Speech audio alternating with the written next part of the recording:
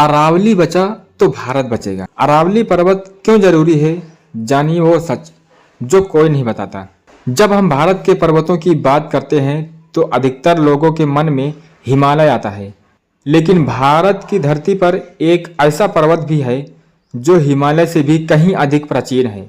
यही पर्वत है अरावली पर्वत श्रृंखला। अरावली सिर्फ पहाड़ नहीं है, यह भारत की सभ्यता, जलवायु और जीवन की रक्षा करने वाली एक मौन प्रहरी है। अरावली का प्राचीन इतिहास अरावली पर्वत को दुनिया की सबसे पुरानी पर्वत श्रृंखलाओं में गिना जाता है। माना जाता है कि इसका निर्माण उस समय हुआ जब पृथ्वी पर जीवन की शुरुआत हो रही थी। यह पर्वत करोड़ों वर्षों से कटाव, हवा, पानी और समय को सहता आया है। इसी कारण आज यह बहुत ऊंचा नहीं दिखता, लेकिन इसका महत्व अत्यंत विशाल है। अरावली पर्वत की भौगोलिक यात्रा। अरावली पर्वत श्रृंखला भारत के पश्चिमी और उत्तरी पश्चिमी भाग में फैली हुई है। यह गुजरात से प्रारंभ होकर राजस्थान के हृदय से गुजरती हुई हरियाणा और दिल्ली क्षेत्र तक पहुंचती है। दिल्ली की कई पहाड़ियां भी अरावली का ही हिस्सा है, जिन्हें आज हम पहचान नहीं पाते। गुरु शिखर और माउंट आबू। अरावली का सबसे ऊंचा शिखर गुरु शिखर है, जो माउंट आबू क्षेत्र में स्थित है। माउंट आबू राजस्थान का एकमात्र हिल स्टेशन। यह स्थान अरावली की गोद में बसा हुआ है और गर्म रेगिस्तानी राज्य में ठंडक का अनुभव कराता है। अरावली और राजस्थान का संबंध। अगर अरावली पर्वत न होता तो राजस्थान का बड़ा हिस्सा पूरी तरह रेगिस्तान बन चुका होता। अरावली पर्वत थार रेगिस्तान पूर्वी भारत की ओर बढ़ने से रोकता है। यह पर्वत पश्चिमी रेगिस्तानी हवाओं को रोककर हरियाणा, दिल्ली और उत्तर भारत को मरुस्थल बनने से बचाता है। अरावली और जल संरक्षण। अरावली पर्वत भारत के जल चक्र में अत्यंत महत्वपूर्ण भूमिका निभाता है। इस पर्वत से अनेक छोटी बड़ी नदियां और जलधाराएं निकलती है। अरावली की चट्टानें वर्षा जल को रोककर भूजल रिचार्ज करता है। इसी कारण राजस्थान के कई क्षेत्रों में आज भी कुएं और बावड़ियां जीवित हैं।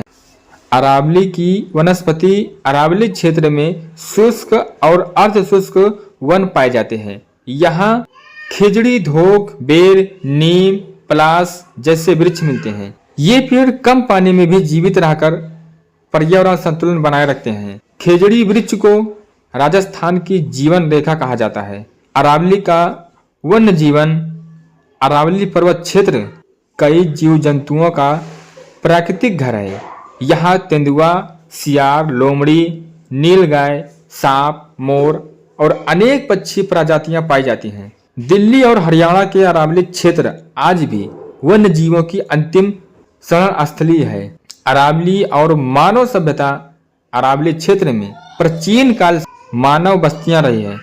यहाँ ताम्र युग की सभ्यता के प्रमाण मिले हैं। अरावली की खनिज संपदा ने प्राचीन भारत को समृद्ध बनाया। यहीं से तांबा, जस्ता और अन्य खनिज प्राप्त होते थे। अरावली और संस्कृति। अरावली क्षेत्र में रहने वाले लोगों की संस्कृति प्रकृति से जुड़ी हुई है। यहाँ लोकगीत, लोक नृत्य और परंपराएं पहाड़ों, जंगलों और वर्षों से जुड़ी है।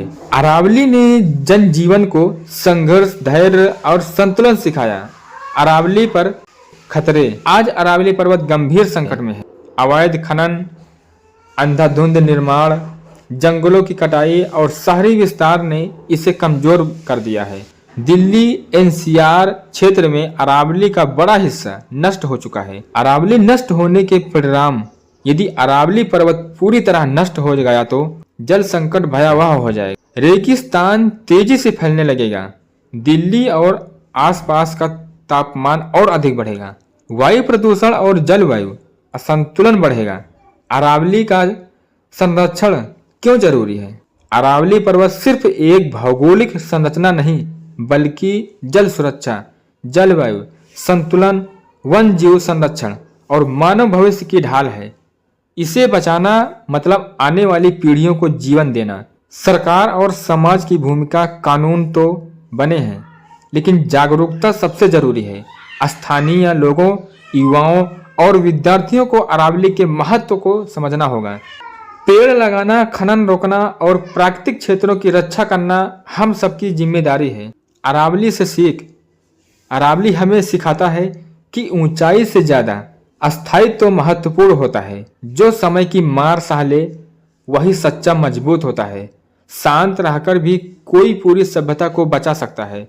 अरावली पर्वत भारत की मौन शक्ति है। यह न बोलता है न शिकायत करता है, फिर भी सदियों से हमारी रक्षा कर रहा है। अगर हम आज नहीं जागे तो आने वाली पीढ़ियां हमसे सवाल करेंगी। अरावली को बचाना दरअसल भारत को बचाना।